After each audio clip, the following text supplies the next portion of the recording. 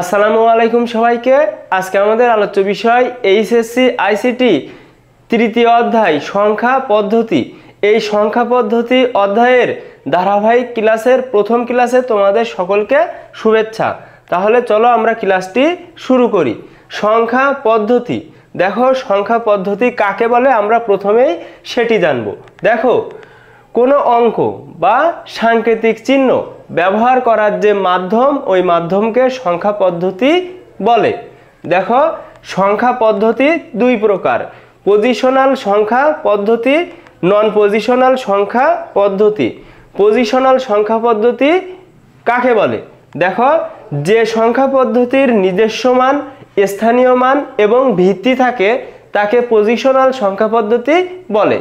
Positional সংখ্যা পদ্ধতির তিনটে জিনিস থাকে: নিজস্ব মান থাকে, স্থানীয় মান থাকে আর ভিত্তি থাকে। নন পজিশনাল সংখ্যা পদ্ধতি কাকে বলে?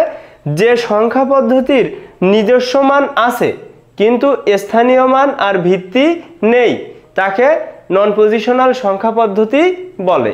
এগুলো কিন্তু থিওরিটিক্যাল পার্ট, মুখস্থ করতে হবে, অর্থাৎ তোমরা একটু কষ্ট করে এগুলো আয়ত্ত করবে। তারপরে দেখো, এখন পজিশনাল সংখ্যা পদ্ধতি চার প্রকার: দশমিক বা ডেসিমাল, বাইনারি, অক্টাল, হেক্সাডেসিমাল। তাহলে পজিশনাল সংখ্যা পদ্ধতি কয় প্রকার? চার প্রকার: দশমিক বা ডেসিমাল, বাইনারি, অক্টাল, হেক্সাডেসিমাল। এখন দশমিক বা ডেসিমাল সংখ্যা পদ্ধতি সম্পর্কে আমরা ডিটেলসে জানব। দেখো, দশমিক বা ডেসিমাল সংখ্যা পদ্ধতি ভিত্তি হচ্ছে 10, কারণ এখানে 10টা অঙ্ক ব্যবহার করা হয় 0 থেকে 9 পর্যন্ত। তাহলে দেখো, এখানে ব্যবহৃত চিহ্ন বা প্রতীক 0 থেকে 9 পর্যন্ত। এর উদাহরণ যদি আমরা বলি, দেখো এখানে 397, দেখো এখানে কিন্তু ভিত্তি দেয়া রয়েছে। যে কয়টি অঙ্ক ব্যবহার করা হবে ওই কয়ই তার ভিত্তি হবে। তাহলে দেখো, এখানে মোট 10টা অঙ্ক ব্যবহার করা হয়, সেজন্য এর ভিত্তি 10। এখন আমরা দেখব বাইনারি। তো দেখো, বাইনারি সংখ্যা পদ্ধতির ভিত্তি 2। এখানে মোট ব্যবহৃত চিহ্ন বা প্রতীক 0 আর 1, অর্থাৎ 2টি। দেখো এর উদাহরণ 110, 110। দেখো, বেস বা ভিত্তি 2, অর্থাৎ এটা কিন্তু বাইনারি সিস্টেমের অঙ্ক। এখন আমরা দেখব অক্টাল। তো অক্টাল সংখ্যা পদ্ধতিতে মোট 8টি অঙ্ক ব্যবহার করা হয়, সেজন্য তার ভিত্তি 8। দেখো, এখানে 0 থেকে 7 পর্যন্ত মোট 8টি অঙ্ক, এজন্য এর নাম অক্টাল সংখ্যা পদ্ধতি। অক্টাল সংখ্যা পদ্ধতির একটা উদাহরণ যদি দেখি, তাহলে দেখো 247, যেটার ভিত্তি রয়েছে 8, অর্থাৎ অক্টাল।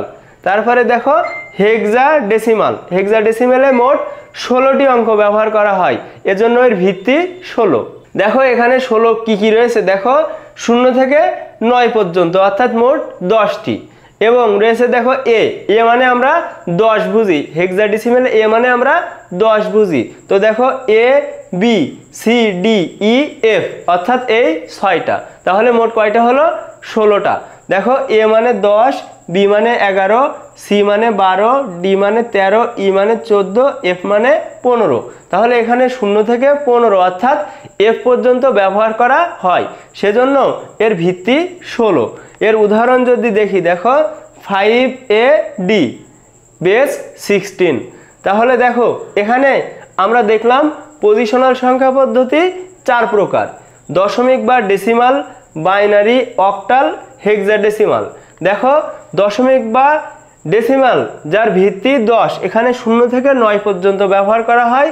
এর উদাহরণ এখানে দেয়া রয়েছে। বাইনারি ভিত্তি হচ্ছে 2, এখানে মোট 2টা অঙ্ক 0 আর 1। দেখো অক্টাল, তো অক্টালের ভিত্তি 8, এখানে 0 থেকে 7 পর্যন্ত ব্যবহার করা হয়। হেক্সাডেসিমাল যার ভিত্তি 16, এখানে 0 থেকে এফ পর্যন্ত, অর্থাৎ দেখো 0 থেকে 9 10টি এবং এ থেকে এফ মোট 16টি অঙ্ক ব্যবহার করা হয়, এজন্য এর ভিত্তি 16। এখন তোমার কাছে যদি প্রশ্ন করা হয় দশমিক বা ডেসিমাল সংখ্যা পদ্ধতি কাকে বলে, বাইনারি সংখ্যা পদ্ধতি কাকে বলে, অক্টাল সংখ্যা পদ্ধতি কাকে বলে, কিংবা হেক্সাডেসিমাল সংখ্যা পদ্ধতি কাকে বলে, তাহলে তুমি কি বলতে পারবে? দেখো সবগুলো আমরা এক প্যাটার্নের সংখ্যাগুলো শিখে নিব। দেখো যে সংখ্যা পদ্ধতিতে মোট, ধরো আমরা এখন দশমিক বা ডেসিমাল সংখ্যা পদ্ধতির সংজ্ঞাটা দিচ্ছি, তাহলে কি বলবো? যে সংখ্যা পদ্ধতিতে মোট 10টি অঙ্ক ব্যবহার করা হয় এবং যার ভিত্তি 10 তাকে ডেসিমেল সংখ্যা পদ্ধতি বলে। যদি বাইনারি সংখ্যা পদ্ধতির কথা বলি, যে সংখ্যা পদ্ধতিতে মোট 2টি অঙ্ক ব্যবহার করা হয় এবং যার ভিত্তি 2 তাকে বাইনারি সংখ্যা পদ্ধতি বলে। তাহলে অক্টাল কি হবে? যে সংখ্যা পদ্ধতিতে মোট 8টি অঙ্ক ব্যবহার করা হয় এবং যার ভিত্তি 8 তাকে অক্টাল সংখ্যা পদ্ধতি বলে। হেক্সাডেসিমেল সংখ্যা পদ্ধতির সংজ্ঞা কি হবে? যে সংখ্যা পদ্ধতিতে 16টি অঙ্ক ব্যবহার করা হয় এবং যার ভিত্তি 16 তাকে হেক্সাডেসিমাল সংখ্যা পদ্ধতি বলে। এখন তোমার কাছে যদি বলা হয় 3 ভিত্তিক সংখ্যা পদ্ধতি, তাহলে কিন্তু 0 থেকে 2 পর্যন্ত ব্যবহার করা হবে। যদি 7 ভিত্তিক সংখ্যা পদ্ধতি বলে, তাহলে 0 থেকে 6 পর্যন্ত ব্যবহার করা হবে। অর্থাৎ যে সংখ্যা পদ্ধতি বলা হবে তার আগের সংখ্যা পর্যন্ত ব্যবহার করা হবে। যদি বলে 12 ভিত্তিক সংখ্যা পদ্ধতি, তাহলে 0 থেকে 11 পর্যন্ত ব্যবহার করা হবে। এখন আমরা পরবর্তী স্টেপ দেখব।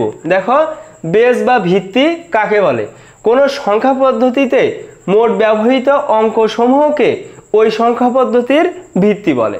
কোন সংখ্যা পদ্ধতিতে মোট ব্যবহৃত অঙ্ক সমূহকে ওই সংখ্যা পদ্ধতির ভিত্তি বলে। যেমন বাইনারির ভিত্তি 2, অক্টালের ভিত্তি 8, হেক্সাডেসিমেলের ভিত্তি 16। দেখো সংখ্যা পদ্ধতির রূপান্তর, এক সংখ্যা পদ্ধতি থেকে অন্য সংখ্যা পদ্ধতিতে নিয়ে যাওয়াকে সংখ্যা পদ্ধতির রূপান্তর বলে। সংখ্যা পদ্ধতির রূপান্তর মোট 12টি, অর্থাৎ সংখ্যা পদ্ধতির রূপান্তর মোট কয়টি? 12টি। আমরা কিন্তু 12টি রূপান্তর শিখলে আমাদের এই অধ্যায়ের 2 ভাগের 1 ভাগ শেষ হয়ে যায়। তো দেখো সংখ্যা পদ্ধতির রূপান্তর 12টি।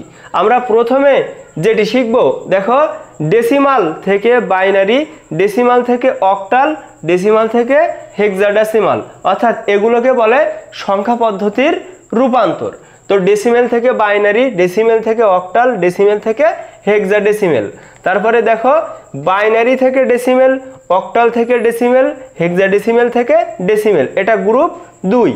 গ্রুপ 3-এ রয়েছে দেখো বাইনারি থেকে অক্টাল, বাইনারি থেকে হেক্সাডেসিমেল বা হেক্সাডেসিমাল। তারপরে দেখো অক্টাল থেকে বাইনারি, হেক্সাডেসিমাল থেকে বাইনারি। তারপরে একদম সর্বশেষ 5 নম্বর গ্রুপ অক্টাল থেকে হেক্সাডেসিমাল, হেক্সাডেসিমাল থেকে অক্টাল। অর্থাৎ আমাদের সংখ্যা পদ্ধতির রূপান্তর কিন্তু 12টি।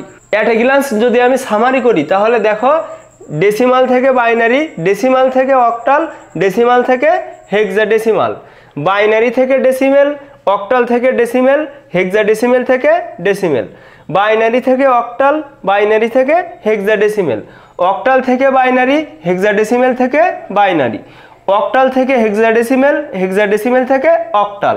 অর্থাৎ সংখ্যা পদ্ধতির রূপান্তর মোট 12টি। পরবর্তী পর্বে এই রূপান্তরের ক্লাস নিয়ে আমি হাজির হব। আজকের মতো আল্লাহ হাফেজ।